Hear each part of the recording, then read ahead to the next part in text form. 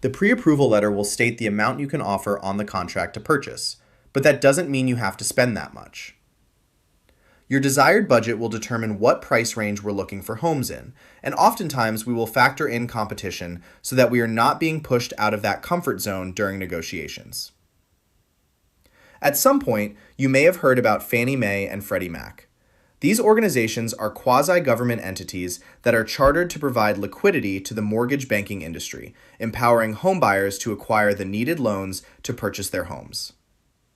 They purchase loans like yours from your lender on the secondary market, allowing the lender to have the funds to provide a mortgage loan to the next homebuyer in line.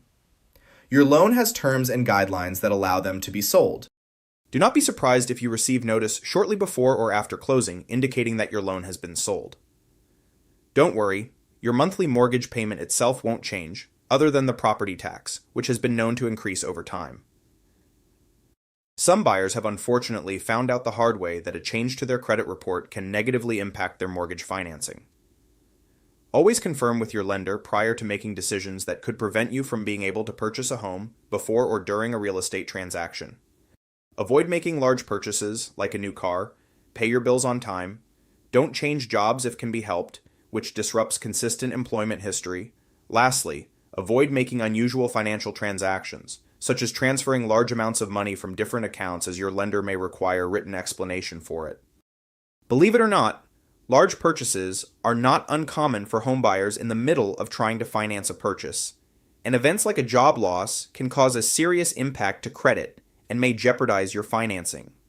These are terrible lessons to learn, so this falls back again on good communication with your lender and team member. I think it's safe to assume that a home purchase is expensive, and prices haven't gone down over the past decade. Depending on current interest rates, buyers can have tremendous purchasing power. But what about other costs, like those out of pocket, that are commonly part of a purchase? Here are some of the typical items that will need to pay out of pocket, or are otherwise part of your closing costs. A $1,000 and a 5% deposit, which is applied toward your overall down payment, and subject to vary: home inspection contractor fees, mortgage application fees, appraisal fees, 1 year of homeowner's insurance. Other costs can include payment for any remaining heating oil, adjustments made at closing, prepaid condominium fees, attorney fees, and brokerage commissions. Some of the items are built directly into your loan and are reflected in the settlement statement at the end of the transaction called closing costs. Others are paid out of pocket. You may add additional items to this list and not be responsible for others. As we've talked about, every transaction will be a little different.